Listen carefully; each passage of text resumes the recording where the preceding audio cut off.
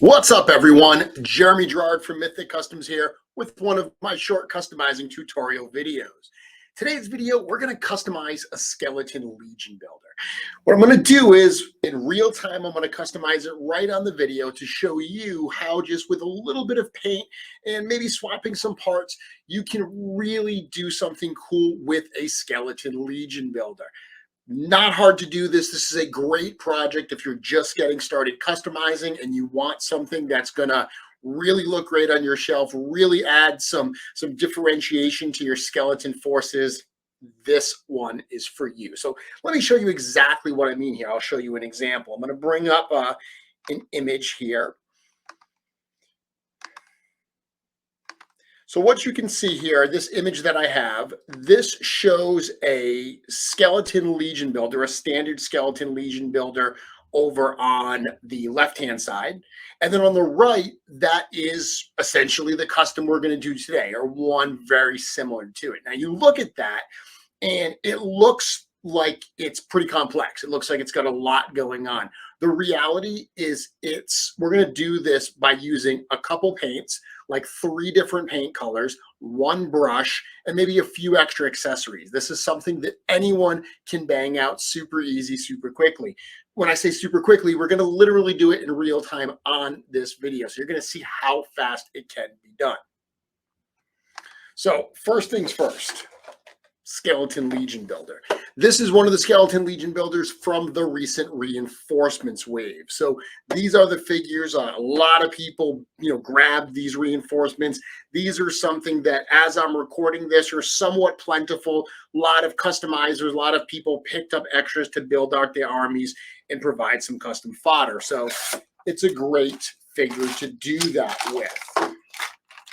Open this up here. I could have opened it before I did the video, but I wanted this to be super authentic so you could see top to bottom how long this actually took. It'll probably take me longer to get the darn thing out of the package than it will to actually do the custom, right?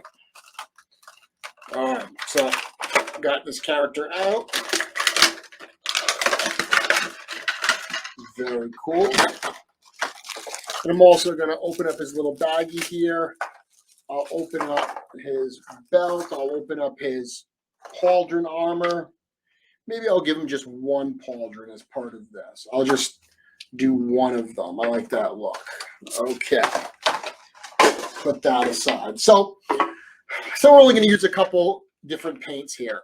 Investing in paint when you're very early on with customizing can be very, very expensive. This set by Vallejo is a set that I have recommended a number of times to people, saying this is a great starter set. While these bottles individually will probably run you $5, $6, $7, you can buy this entire set for like $40. It ends up making the per bottle price a lot cheaper, and it's a good array of colors. To drive that home, how useful this is, all the colors I'm going to use are going to come directly out of this set. So I'm going to grab a brown. This is flat brown. I'm going to grab the silver. They've got like a metallic silver in this set. And I'm also going to pull out this orange, which is actually flat flesh, but it's similar to an orangish type color. So I'm going to pull that out as well. Normally, I'd probably use one that's a more bright orange, but that'll be fine. So basically what we're going to do here, I'm going to use 1 brush. So you see I've got my flat tipped brush here. These are the brushes that I use from Testers that I really like. This is a number 10. When I buy these, they come in a set of 3. It's a size 2, a size 8, and a size 10. So this is the size 10. Now, when you're customizing this figure, you could remove all the parts. You could heat this thing up and remove all of the armor, because we're going to leave the bones as is. The bones are fine. We're just going to paint the armor. So I could separate all of that so I don't accidentally get any of the paint on the bones. I'm not going to do that for the sake of this video. I actually don't do it normally anyway for this type of a custom, just because I'm going to be careful not to get those bones. The great thing here is we're going for a dirty, dirty look.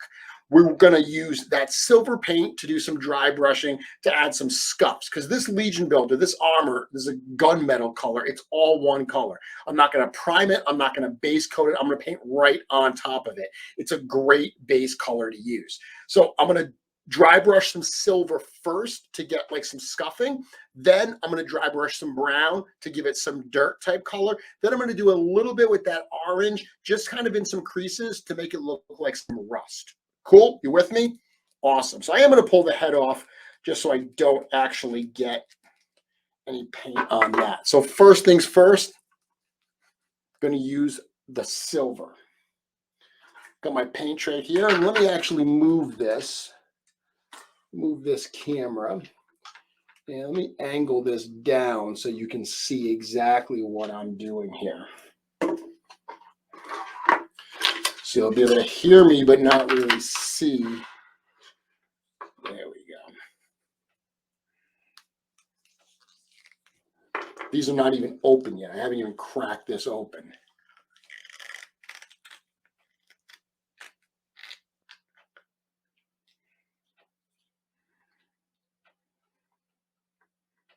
Oh,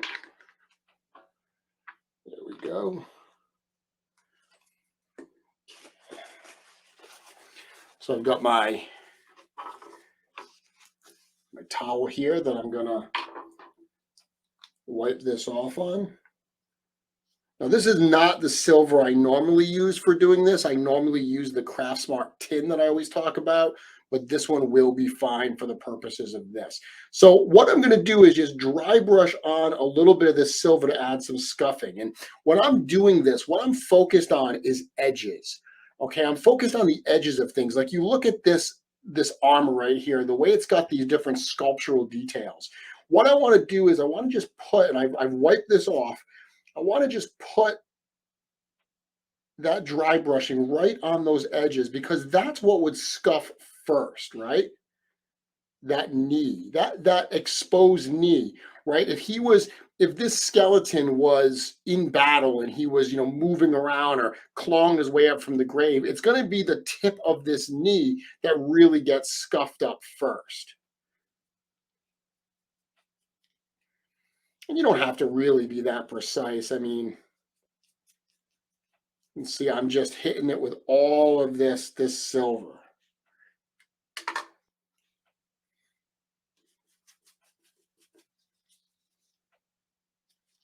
Getting on those edges.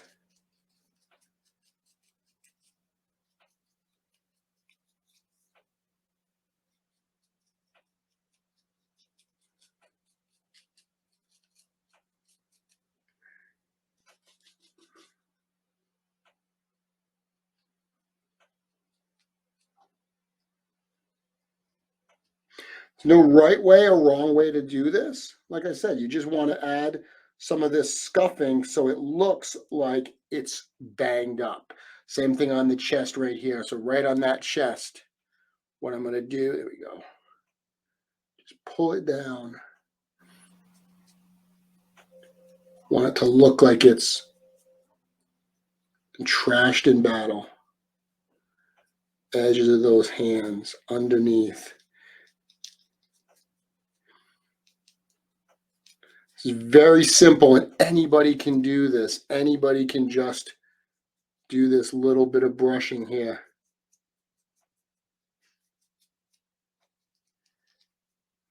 Take a step back and look at this. So even something like that, even that little bit that I've done so far, that is starting to bring this guy to life. Oh, no pun intended. He is a skeleton after all.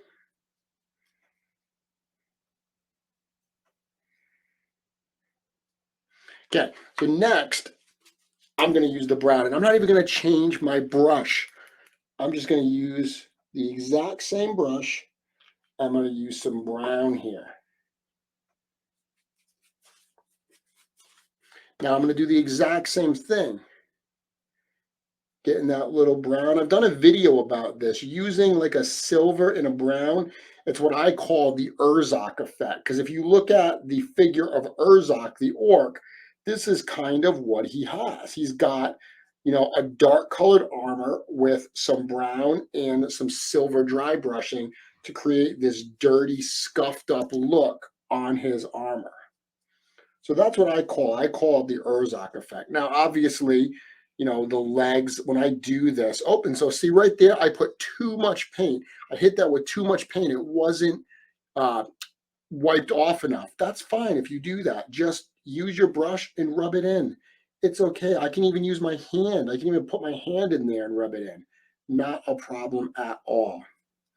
Remember, edges. Edges are where dirt is going to start to gather, where uh,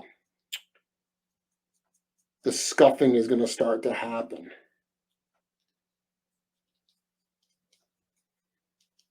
As you're doing this, take time. Go back, step back. Don't just keep hitting it. Look at it. How's it going? Is there any one area that has not enough concentration of the what you're trying to paint? Is there any area that has too much concentration? One thing I love to do on the back with these holes is just paint right down from the holes, because what'll happen is the obviously paint's not going to get inside the holes because the brush isn't deep enough, but as you pull down it almost looks like dirt is coming out of those holes. Get these arms just where you're next to the bone, where you're next to any of the bones. Just be careful so you don't hit the bones. Worst thing that would happen in this case is you get a little bit of dirt on the bone, which is not the end of the world. He's a skeleton. He can have a little dirt, and you could, if you wanted to, actually paint some dirt on those bones, you could do that as well. So you can see I haven't even dipped my brush back in. Just that little bit of brown, that hint of brown, it's just giving, because I don't want this to be thick. I don't want this brown paint to glob up, and I don't want to turn it into brown armor. This is dirt that's on top of the armor. This is mud.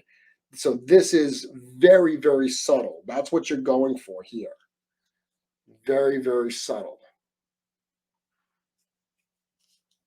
Cool. So that's looking good. A little bit more. Sometimes I like to just take one area and just overdo it with the brown there a little bit. Just make like that one area like really, really dirtier than everything else. I just did it right there on the chest. It just adds a visual focal point that I think is very, very attractive. I really like doing the knees with a bit of extra brown as well, and those edges, those feet. Okay, so the last thing I'm going to do here is I could use a little bit of orange. And again, I'm using this flat flesh. So orange for me is going to be more like rust. So I've got some dirt, I've got some, you know, scuffing. So what I'm going to do with rust is the exact opposite, is I'm not going to rub it off. I'm not going to dry brush it.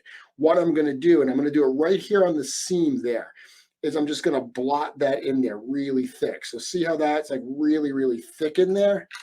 Right? And then you take your paper towel, and as you wipe it off, what's going to happen is it's only going to get into those seams. So it starts to look a little bit like rust, because rust is really going to start to gather in the middle there, in those creases. So that's something that you can do, where if you hit it with that and then wipe it off, you're going to see that it gets in there. Now this flesh color isn't as bright orange as I would normally do for rush. So I could even do a mix here. I could add some red to that. That's not a problem. I can hit this with some more brown.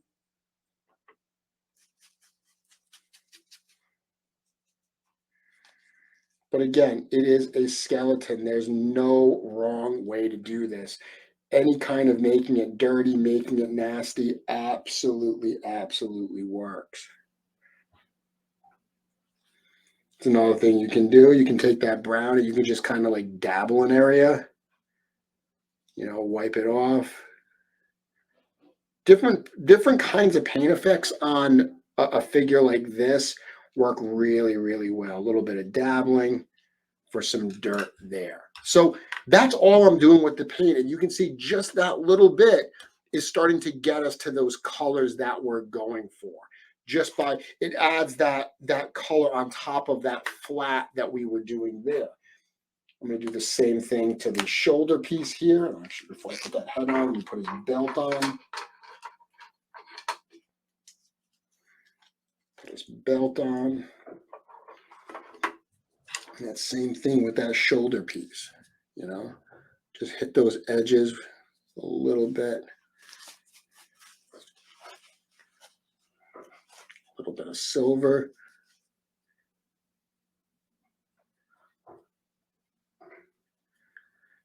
I'm using one brush for all this. You could certainly use multiple brushes. I normally do.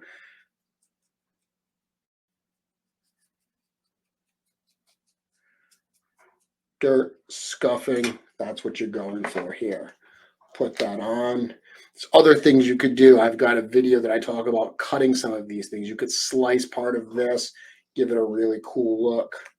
But even just like that, you've now got a skeleton legion builder that's starting to look more detailed, more fleshed out, I guess, if you want to use another pun there, right? And there's a couple other things you can do. So let me bring this back up. There we go. All right, so there's a couple other things you can do too. So if I go back and I show that figure that we were looking at, that we were comparing this to, there he is. So you can see that this is not only a paint job here. You know, we've done some other stuff here. Whoa, there we go. We've done some other stuff here. We've used some browns and used some reds, but we've also added some other things. Now, these are really, really simple things to add. In this particular case, what I've done is, I'm having a hard time here. Bear with me, please. On that figure, I actually added a loin piece from a different figure just to mix it up a little bit. And I added some other stuff. And I've actually got a couple pieces here that you could add. So really simple things. Fur. Get some craft fur, or the example I just showed actually use almost like some chainmail piece from an old Spawn figure. I've got a little bit of fur here. Even just taking this fur and shoving it up under the shoulder pad. So that's all I did there was I just shoved that fur up under the shoulder pad. That changes the look of it right there. Different weapons, right? So the one that I showed, the example I showed, it had like a Lord of the Rings weapon, and it had actually one of these goblin axes with that skull head on top of it. That skull head adds so much. I really dig how that looks. I've got another weapon here. This is a weapon from an old Spawn figure that I just found before this video on my fodder bin. I was like, oh, what am I going to grab? But even stuff like that. So you outfit this character with a couple different pieces. Obviously, if you want to go custom heads, I pull this head off here.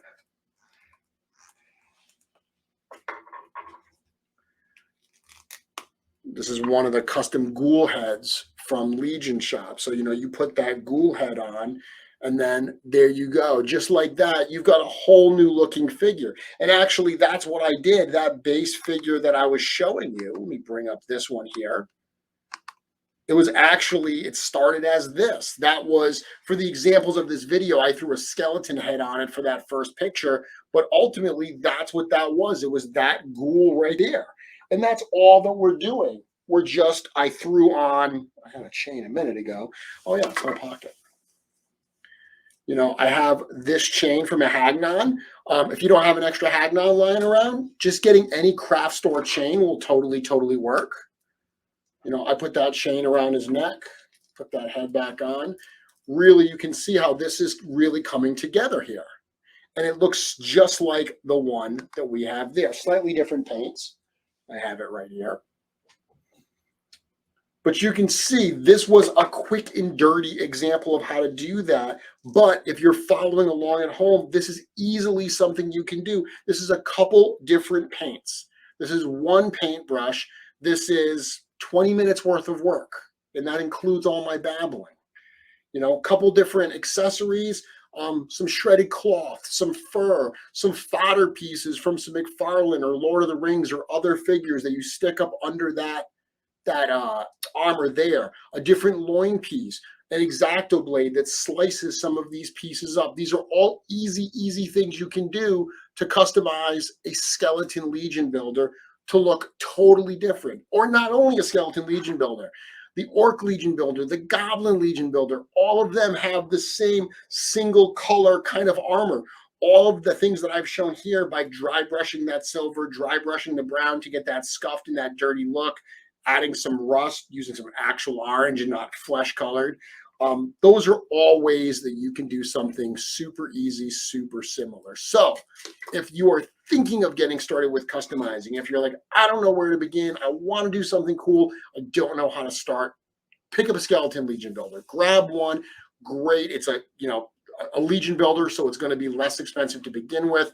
It's a great place for you to get started customizing because, again, it doesn't take a lot to do something really, really cool. If you enjoyed this video, please let me know in the comments. If you have any questions, hit me up there as well.